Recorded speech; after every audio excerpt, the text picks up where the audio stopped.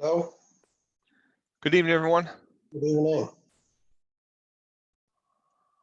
Good evening. All right, so let's go through the content for this week. Make sure everybody knows what we're doing statistically. All of your grades should be there. I guess I didn't realize that the grade book, I have to publish it so that you can see them. So if I forget to do that, I usually grade every Monday because everything's due on Sunday. So if by the end of Monday or Tuesday at the latest, if you don't see grades for the previous week, just send me an email or post something in the discussion board, and it means that I forgot to publish the grade again, because after I put the grades in, then you have to go in and then say, you know, publish them so that everybody can see them. So it's an extra step we didn't have to do anymore, or before. Okay, so this week we're dealing with percentiles and the normal curve. You know, a percentile is just a fancy way of talking about the percentage of data that is below or above a certain point. Usually when we talk about percentiles, that is describing how much is below it. So if you are in the 60th percentile for height, that means you're taller than 60% of the individuals in the sample. So when they talk about something being the 95th percentile, that's good. It's you know, it's better than 95% of the data. If the thing that you're doing is good, you know, if it's a grade score or something like that, you know, if it's I don't know, if it's for the size of a tumor, then that's not good, right? So it all depends on the context, but percentile, by definition, is the percentage of data that is below that value. Some of the common percentages that we deal with, now these are percentages and not percentiles. The empirical rule set, excuse me, the empirical rule says that if you have a set of data that is normally distributed and you go out one standard deviation in both directions, that's going to capture 68% of your data. And then if you go out two standard deviations in both directions, that's going to be 95% of your data. And if you go out three standard deviations, that's going to be almost everything, basically 99.7. And I always think a visual is nice. So this is the idea. We got a nice normal curve, and these distances represent standard deviations. And remember, a standard deviation could be a different size depending on, you know, whatever your data is. The mean is always right here in the middle of your normal curve, as is the median, because you'll see that this adds up to exactly 50% of your data, and this adds up to 50% of your data, right? So half your data is above and half below, so that's the median. And then since this is the tallest point, it's also the mode, right? So if you have a perfectly normal set of data, the mean, median, and mode are all the same thing. That almost never happens in the real world, but you'll get a mean and a median that are very, very similar, but you know, really, really close. And then we'll say, you know, the data is normal-ish, you know, it's normal enough kind of thing. So the empirical rule is all about absolutes. If we were dealing with an absolutely perfect, you know, normal curve with an absolutely perfect normal distribution, you would have 34% in each of these spaces, which adds up to your 68, right? Then you have 13.5 here and here. And if you add up all four of these, that's where you get 95. And then if you go out three places, you get an extra 2.35%. And if you add all of those together, that's where you get 99.7. You can see you have 0.15 left here and 0.15 left there. So that means you have very little data that's beyond 3 standard deviations from the mean if you have a normal distribution. Now, the nice thing about the empirical rule and the nice thing about a normal distribution is even if our data is not normal, and most data isn't, I don't want to say data, the population that it comes from is not normally distributed.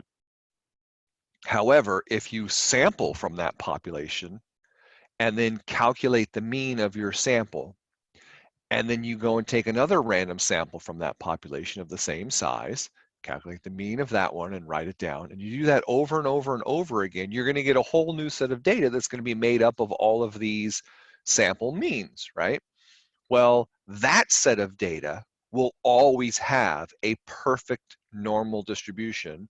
It will follow the empirical rule perfectly and precisely.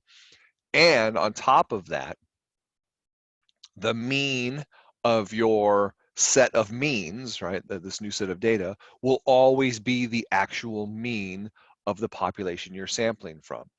So it's a nice thing because then when we have just one sample from our population, we know that it has to be one of the samples that makes up that entire normal distribution. So we can apply the rules of the normal distribution to our sample, knowing that, you know, there's a 68% chance that our sample is within 1 standard deviation of the mean. There's a 95% chance that our sample is within 2 standard deviations of the mean. And there's a 99.7% chance that our sample is within 3 standard deviations of the mean. And so that's how we can do inferential statistics. It all comes from this idea of the empirical rule, and really it comes from what's called the central limit theorem, which is this idea that if you sample over and over and over again, no matter what the shape of the population is, your sample distribution will always be normal. Now, box plots are simply just a visual representation of the 5-number summary. Those 5 numbers being the minimum value, which they call the lowest here, Q1, which is the first quartile, which just means 25% of your data values are below that value, Q2, which is the second quartile, which is also the 50th percentile, which is also called the median, right? So 50% is below, 50% is above, right? That's what the median is. The upper quartile, or Q3, which is the 75th percentile. So 75% of your data is below that. And then the highest value is, of course, the max. Now you can see that these are not all equally spaced, right? If your data was perfectly normal, then all of these intervals should be evenly spaced. You should have the same amount between 25, 25, 25, and 25, right? So that's one way to tell that this is not normals, because everything is kind of pinched and skewed. So you know that it's going to be coming from a skewed data set, right? So you can see a normal data set, it's going to be, everything's going to be relatively symmetrical. You're going to have roughly the same amount on each side of the median within the box, and the two tails are going to be roughly the same size. And that shows you that you have a normal or normal-ish distribution. A skewed distribution, things are going to get squished in one direction. And when you have a longer tail, or sometimes whisker, these are called box and whisker plots. So if you have a long whisker, that's usually the direction of the skew. And if you have these little dots, those are outliers, and your skew is always in the direction of your outlier. So this definitely tells us that this is skewed to the right.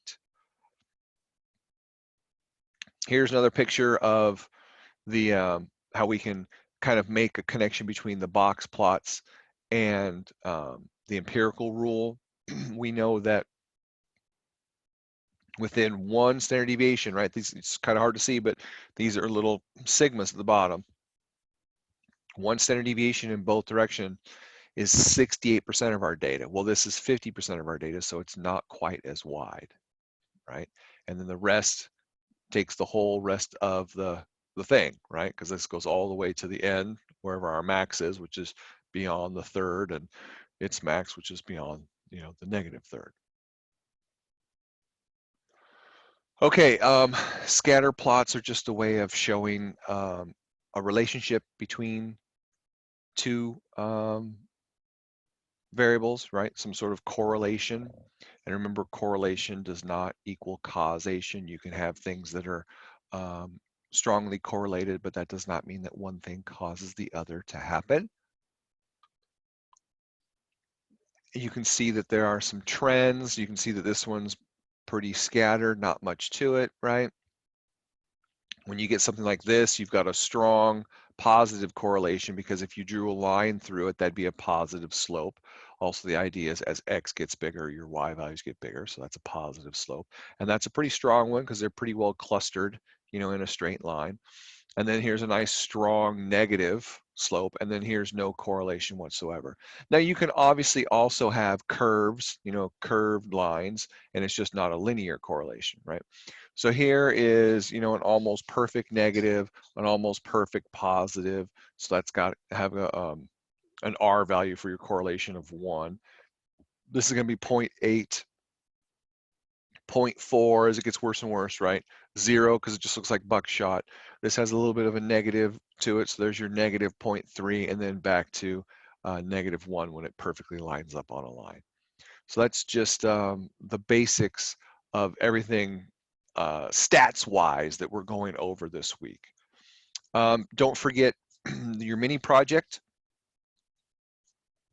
is due soon, right? It's due at the end of this week, which is week 3. I don't know what this post summary by the end of Thursday of week 4 is.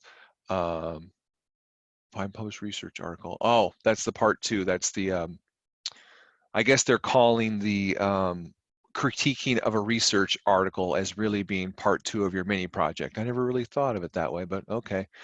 So the mini project is due this Sunday, and then your critiquing of a research article is due next Thursday. And the reason why it's due next Thursday is because you have to post your critique to the discussion board so that others can read it and respond to it. And then those replies and questions and so on that you post are due the end of the following week. So that would be the 13th.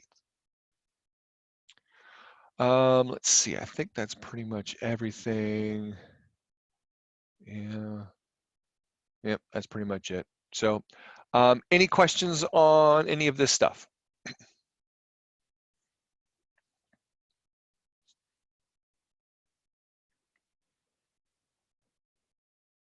Oh, don't worry about turning it into Blue Quill, obviously, because we're not in Blue Quill anymore. But do try and turn both parts into Turnitin. You might get a high matching. If you get a high matching percentage, it's because you included the question, the syntax of all the questions. And so if I see a high percentage and I go in and I see all the questions are there, then you're fine. So don't panic.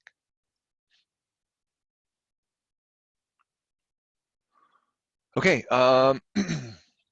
If there are no questions on, I guess, the quote unquote lecture materials, how about homework or mini project questions? What do you guys got?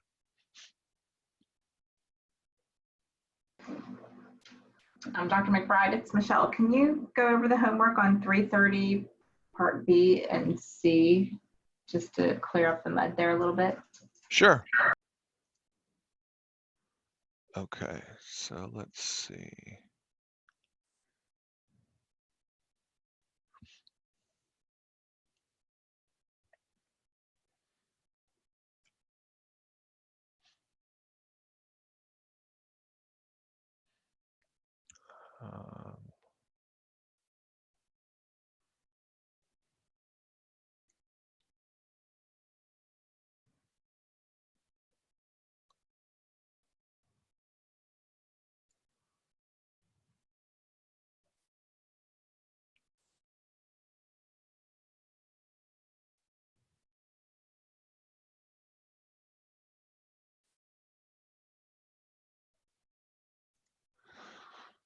Okay, I'm sorry, you said 330, right?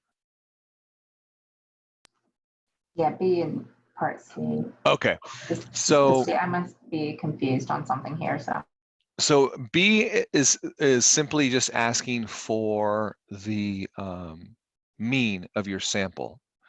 The reason why they call it Y bar, I have no idea. I would call it X bar, but I guess they're trying to say that these are some sort of predictive things. But you're basically just going to take the mean of your sample. Okay. So okay.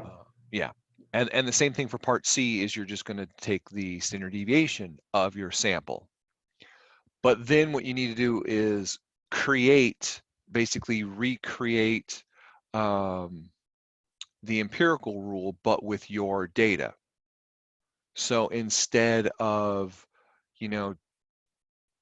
doing exactly 68%, and so on and so forth. You're just going to create each of your intervals. So let's say your average was 20 and your standard deviation was a 2. Then your first interval, which is supposed to have 68% of your data, would go all the way from 18 to 22. And so you would say, okay, my first interval is 18 to 22, and then you would go through your data and count up how many pieces of data fall between 18 and 22, and then calculate what that is as a percentage, and then compare that percentage to 68%. And then the next interval, of course, would be 16 to 24, count up how many are in that interval and compare that to 95, right? And then go 14 to 26 and how many are in that and do a percentage and then compare that percentage to 98.7 or 99.7, sorry.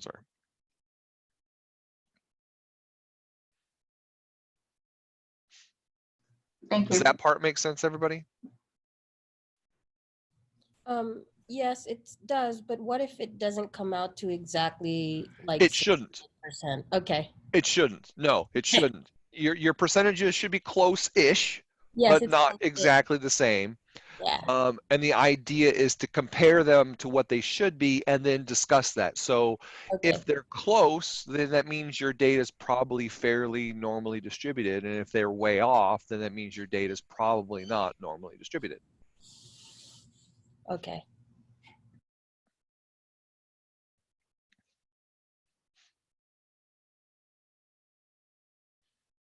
Okay, what else?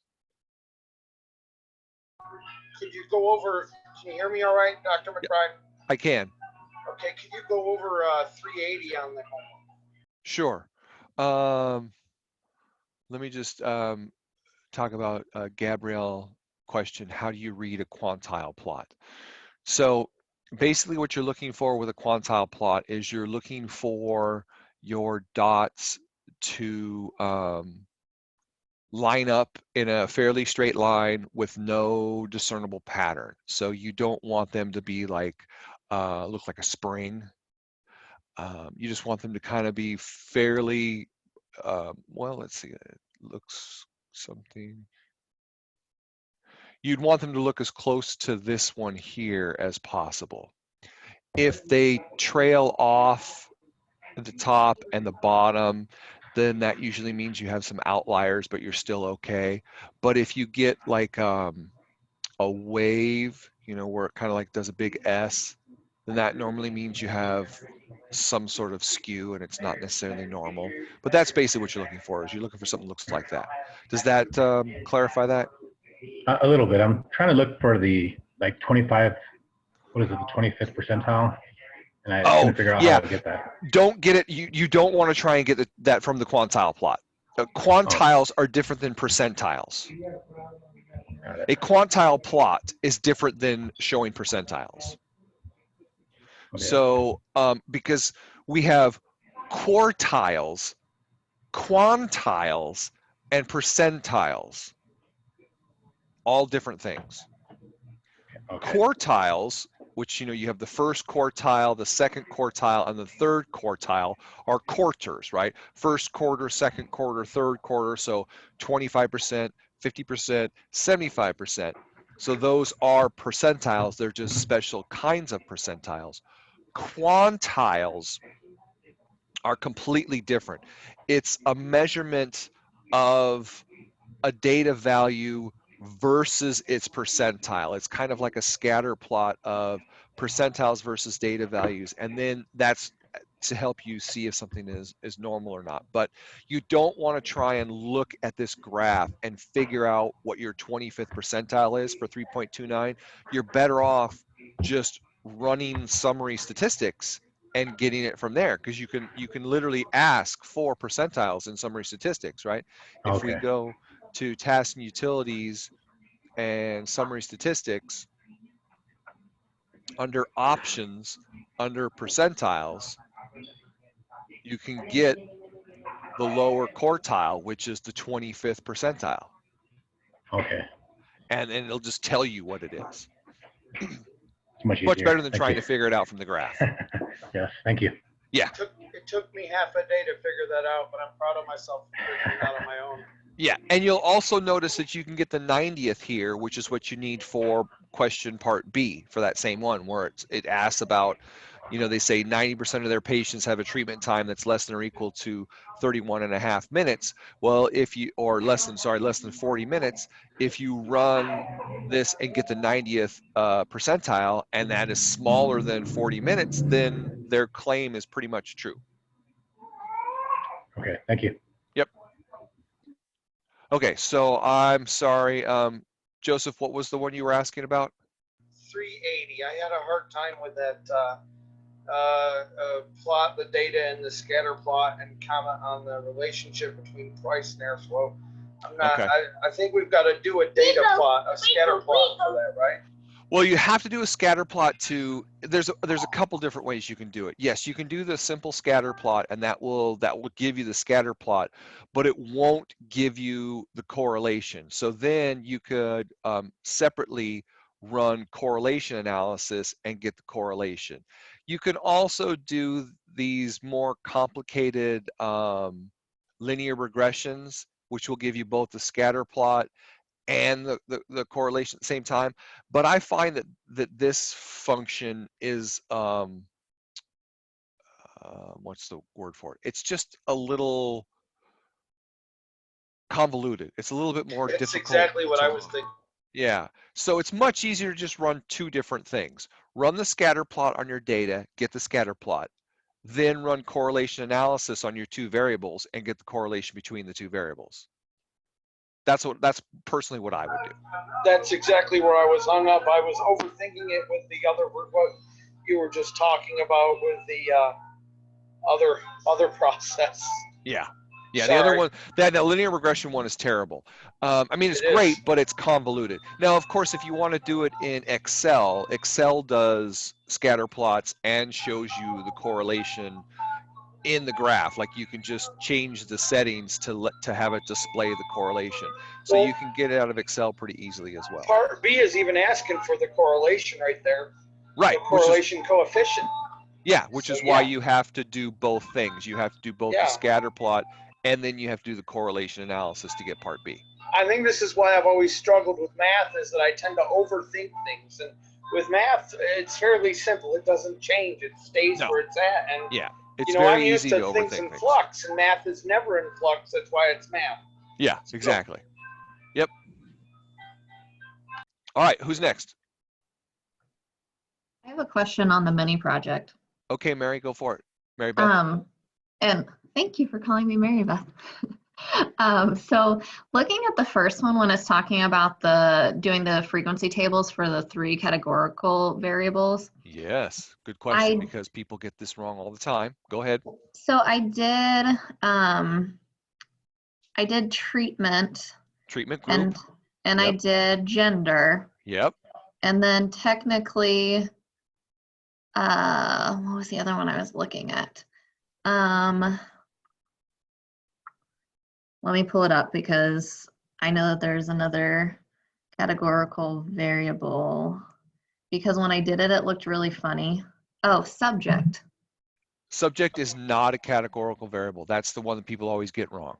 Because Okay. subject is literally just a designation, right? They just give a number to designate. So, I mean, technically it's a categorical variable, but it really isn't, because it's not a variable at all.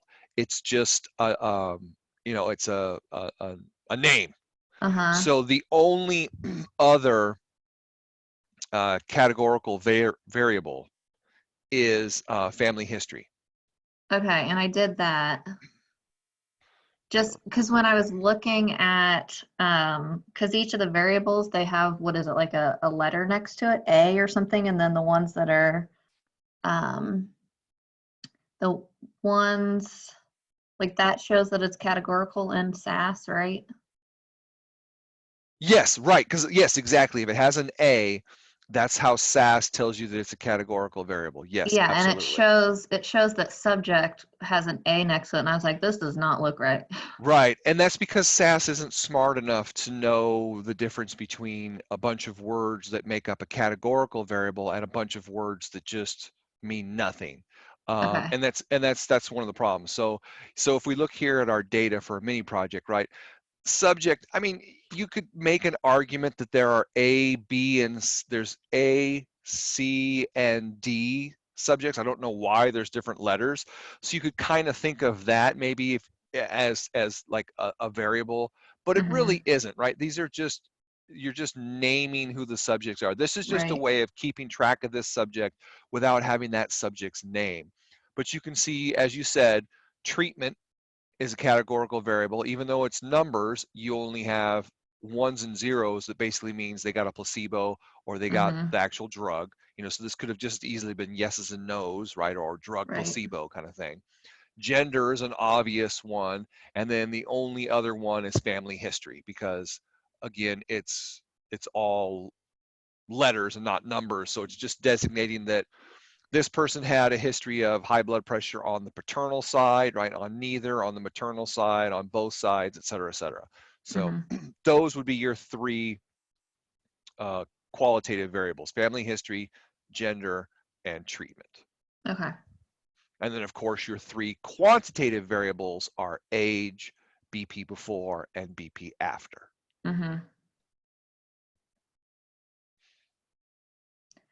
And so when they ask you to do the cross tabulations for the next question on the mini project, you have to choose two qualitatives. So you'll do a cross tabulation between like gender and family history, gender and treatment, or treatment and family history. Yep, did that. Thank you. Perfect. Yep, good job.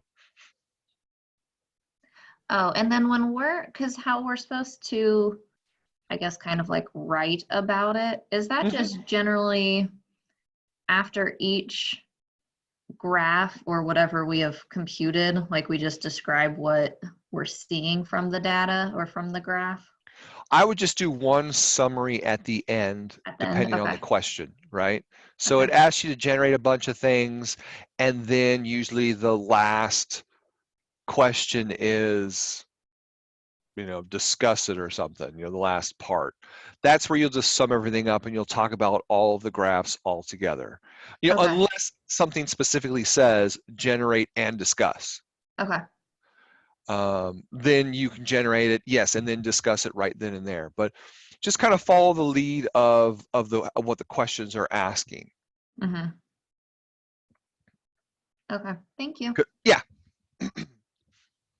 Because basically I want you guys to be able to you know, run all the stuff, have all the proper displays, and then synthesize the data. And if they ask you to synthesize it, you know, in each individual question, then go ahead and synthesize it in each individual question. But I don't have a copy of it in front of me, but I thought that they just asked you to do a bunch of things, and then kind of like the last part F was, you know, discuss your findings or something like that. And that's where you synthesize everything. And you can say, well, you know, based on this graph and this, and this, I'm seeing this kind of pattern. And based on this, and this, I'm seeing this kind of pattern. And all this together means this, whatever that is.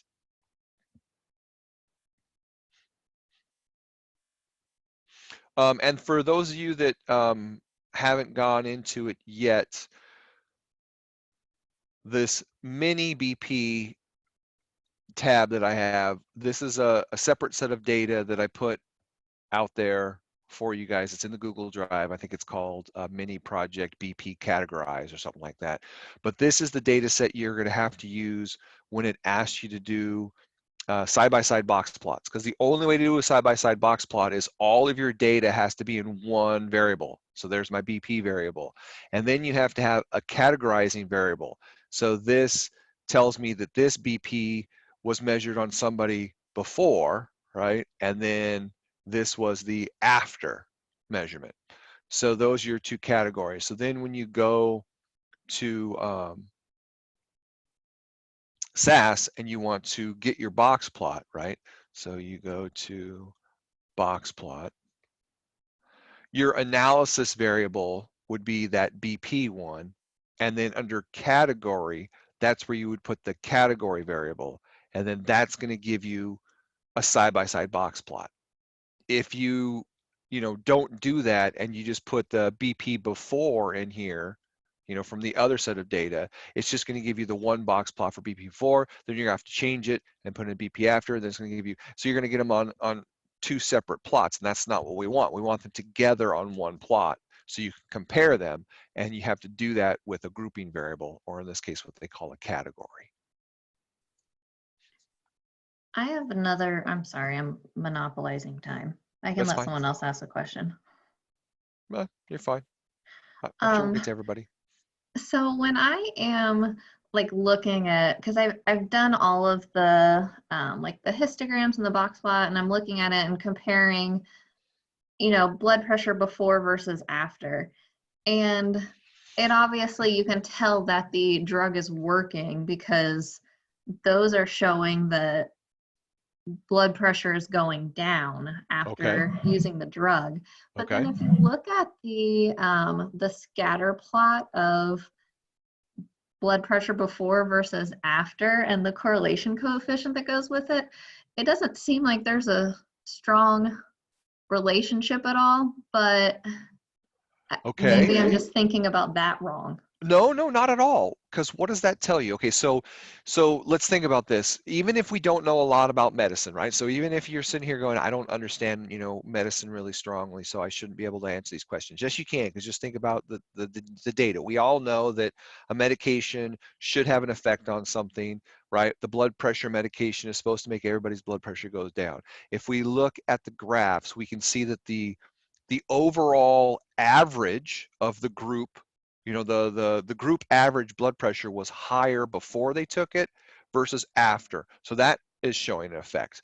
Also, if you look at the side-by-side box plots, not only is the average higher, but the overall spread is higher, right? The minimum is higher than the minimum. The median is higher than the median. Like the entire box has been shifted down for the after. So that's showing us that the entire group seems to be shifting. And obviously there's a spread because just there are other factors that affect blood pressure. So certain people are going to have higher blood pressure than others, but the entire group seems to have gone down. So then when we look at the scatter plot of BP before versus BP after, and we don't see a strong correlation, what that tells us is the drug really didn't affect everybody the same. Because if there was a strong correlation, that would mean we would have a nice little linear pattern between before and after.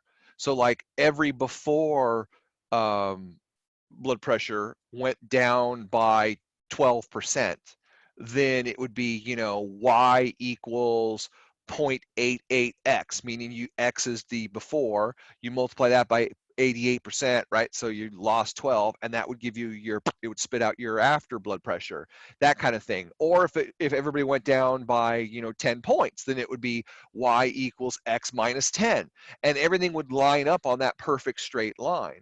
But because it's all scattered, doesn't that just tell us that, well, everybody changed, they just didn't change uniformly? So the drug didn't have a uniform effect on everybody. It didn't make everybody's blood pressure go down by the exact same amount or the exact same ratio or anything like that, which makes sense because, you know, different bodies react to medicines in different ways, and there are obviously a lot of other things that affect blood pressure besides just this medication. But we could see that there was still an overall trend in the data showing that everybody seemed to go down, just not equally. That's how I would interpret it. Okay, that makes more sense, because I was like, why does everything else show that blood pressure is going down, but this doesn't? It's just, it affects people differently. That makes total sense. And that's the things that we should be talking about when we're describing this, right? Exactly. Is you're noticing a pattern, you're noticing a deviation from the pattern, right? All these other things seem to point to the medicine working. Then this scatter plot comes along and it just seems like there's no relationship between before and after. But that doesn't mean it didn't work. It just means that it didn't work uniformly for everybody, and that's totally understandable.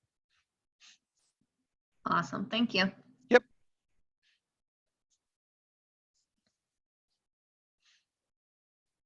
What else, peoples?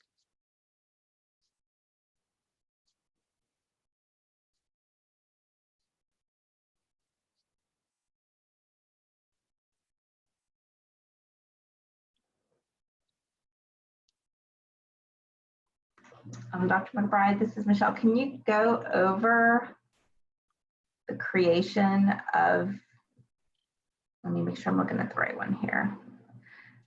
Not that one, because I know that's on the other meeting. You explained the side-by-side box plot, but can you show us How to do how it? to go about doing that again? Yeah. Okay. Okay, so here is the data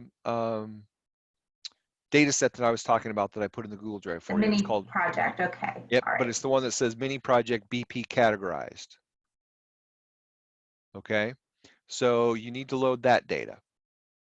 And if we run that, then you'll see in the output, like I showed in my Excel file, that you basically only have two variables. You have the BP variable and then you have the BP cat variable.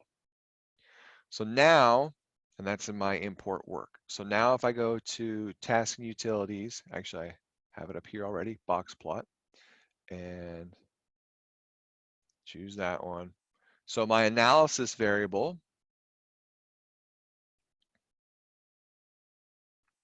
why does it not like this?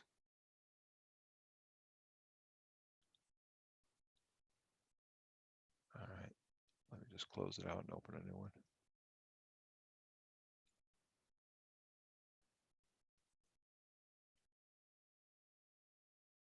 Okay, there it goes. So there's my BP for my analysis, and then under category, I need to add in the category variable, the BP category. And like Mary Beth said, or maybe you mentioned it before, Michelle, the A means that it's a categorical variable. It's got words, right? And then the 1, 2, 3 means it's a number variable. Okay. So we want that one. And now if we just run this, it should give us side-by-side box plots. And there they are. Oh, okay. Okay. All right. So you can see that the before is really systematically higher than the after, right? So this group in general has a higher BP than the group after the treatment. The whole thing is, right?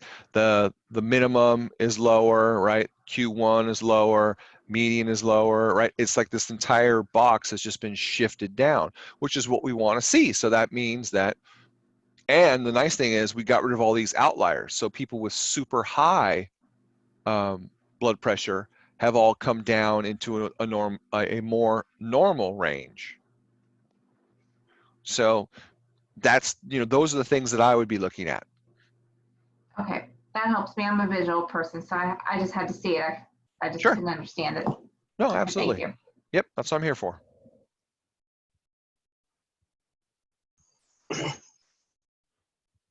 Yeah, can we go over the 329 so we can see the same way you explained this one? Sure. Okay, so 329 is making a quantile plot.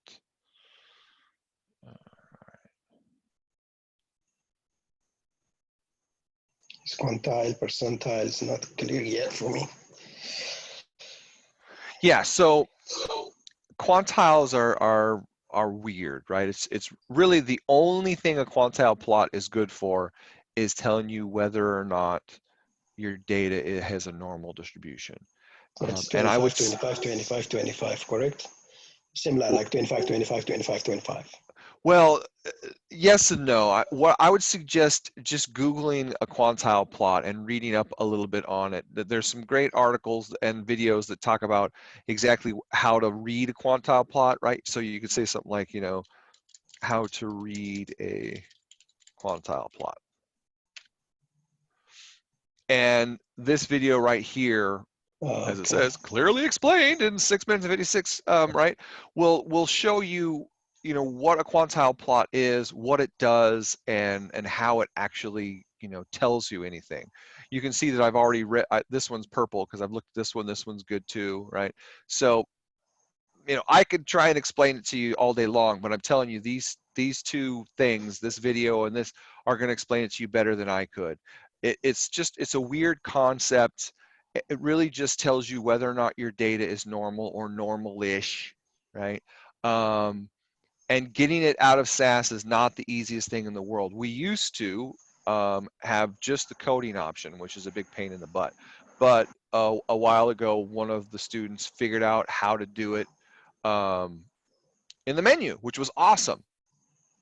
So we have to go to distribution analysis.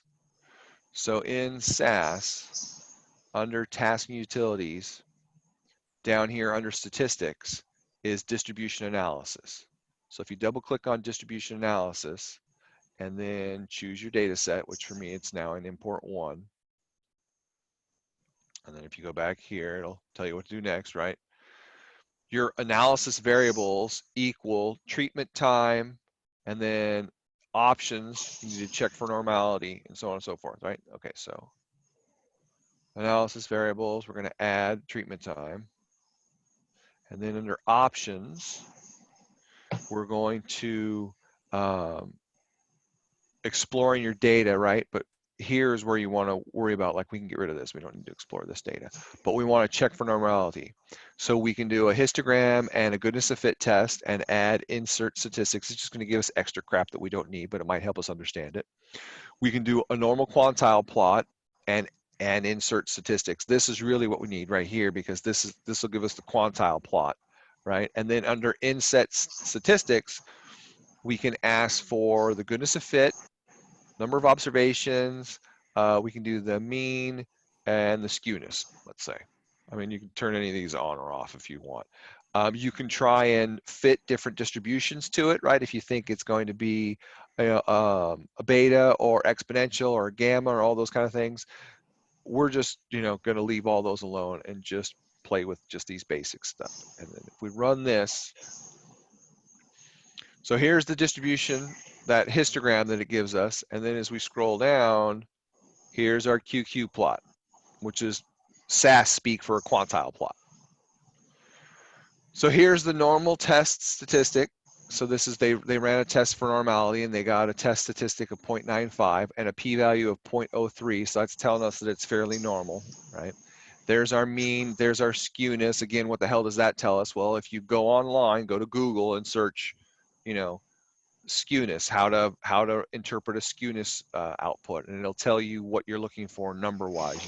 It varies from this to this, and close to this means that. We can see that it's a fairly straight pattern.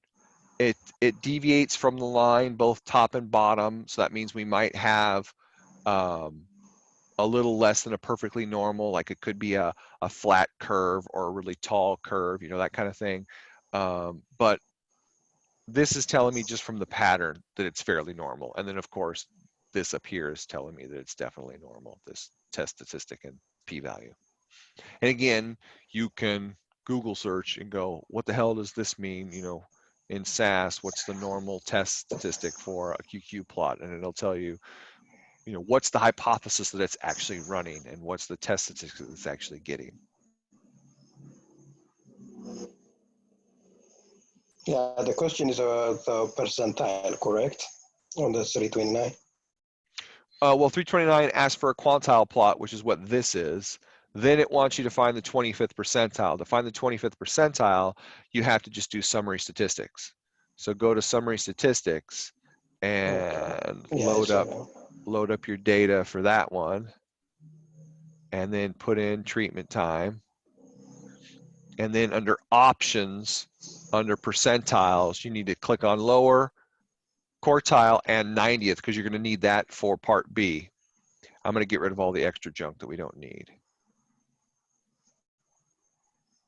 Right, and if we run it, so there's my lower quartile, 14, so that answers part A. And then here's my 90th percentile, 31.5. So if they claim that 90% of their patients have a treatment time that is 40 minutes or less, well, they're not lying, because 90% of their patients have a treatment time that's 31.5 minutes or less, which is definitely less than 40 minutes. Mm-hmm. Okay.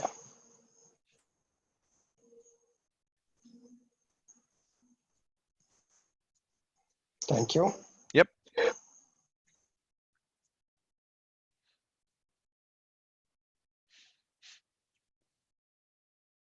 Anything else?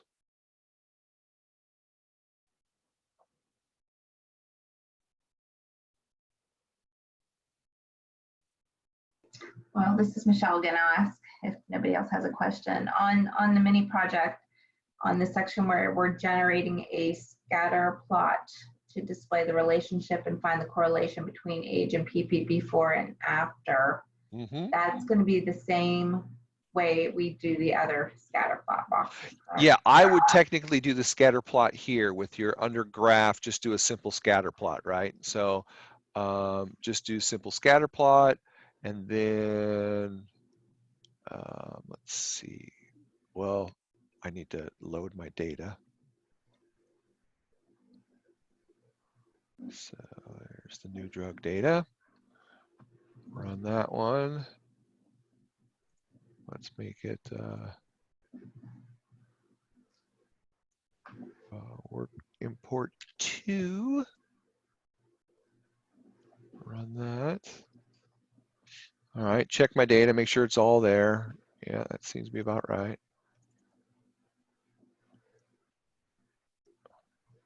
Yep, it's got treatment, family, so on and so forth. Yep, they're all age, BP before, BP after. Yep, they're all there. Okay, so there's my data. Now all I have to do is go to, where is it? Scatter plot. Load that data, which is import 2. And then it wants it on what by what? What the question is. It wants it before, BP before and BP after. Okay, so it sounds like they probably want BP before as the X, and then BP after as the Y. And you can fit a regression line, right? That's what this does. It'll try and fit a straight line to it under your appearance. And then I don't think there's a way to get correlation and regression out of this. I'm pretty darn sure there is not.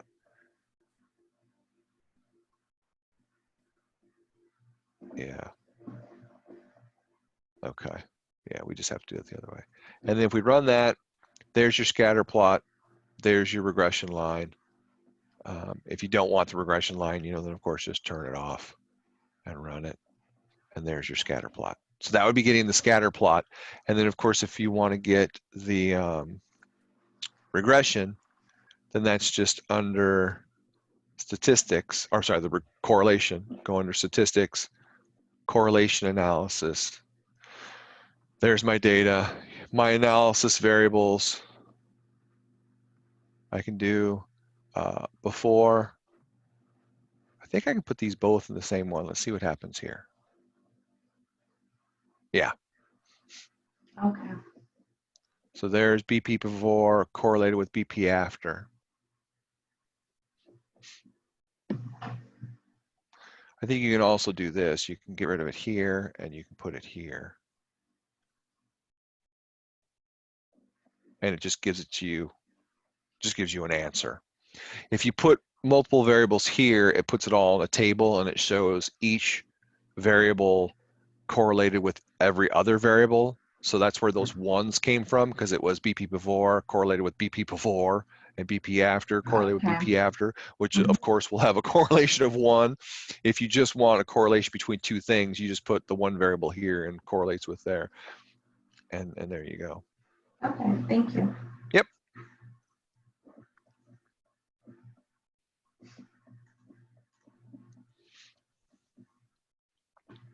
Anything else?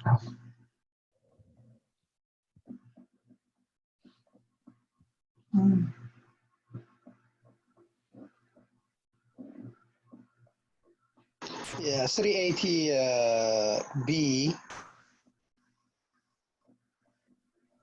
the correlation coefficient for the data. Yeah, we would get it this exact same way, right? So we would have to load 380.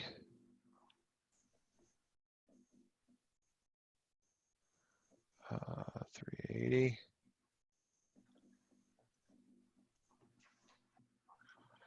And then if we go back to correlation analysis, Okay, change that.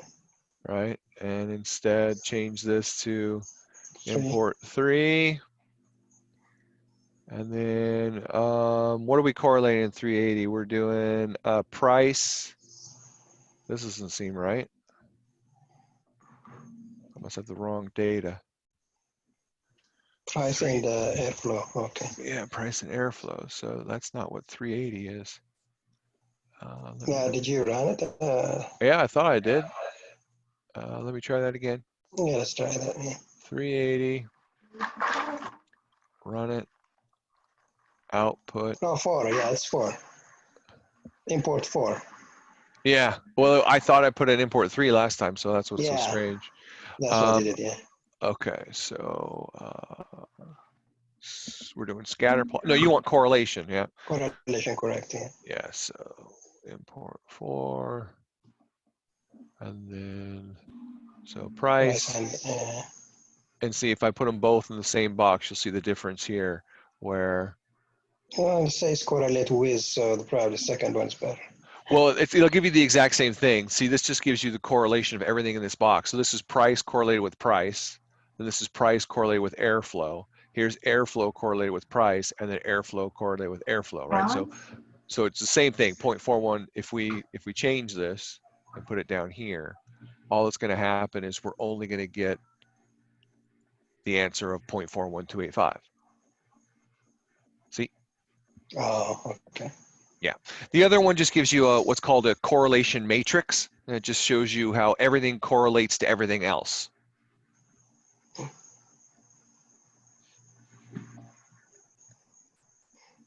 It's useful when you have a crap ton of variables that you're trying to put into a model and you want to know which ones are already highly correlated with each other, because if variables are highly correlated with each other, they normally don't bring anything extra to the party. So if you're creating a model to predict something and you have 2 variables that are already correlated, it normally doesn't do you any good to add them both to the model. You would just add one, and since the other one's already highly correlated, it wouldn't help you to add it as well. So it's kind of like let me give you a good example that would make sense to everybody. If you were trying to predict the success rate, whether or not a student graduates from college, and you have all this different data that you could add to the model to try and predict. And 2 of the pieces of data you had that you could add to the model are mother's highest year of education and father's highest year of education. Well, those 2 variables are not correlated at all. They have a weak correlation because people don't tend to always pair up with the same kind of thing. But it turns out that the mother's education has a lot more bearing, so that goes into the model. Then you look at socioeconomic status versus like income, and those 2 things are highly correlated, so it doesn't help to put them both in. You just need to put one of them in, and it'll help you predict better than putting in both. So that's where a matrix would come in handy, is it would tell you that 2 things are already correlated, so you don't need them both in the model. It's not going to help you to add anything. And a lot of people always ask, well, why not? Let's add everything, right? Let's just put in as many damn variables as we can. Even if it only adds a little bit, it makes the model that much better. Well, yes and no. It also can sometimes muddy the waters.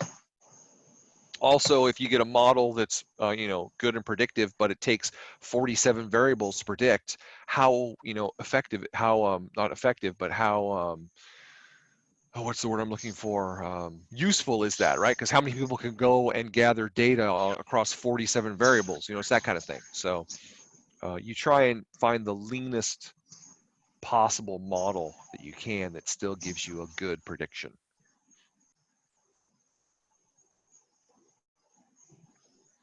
All right, 4 minutes.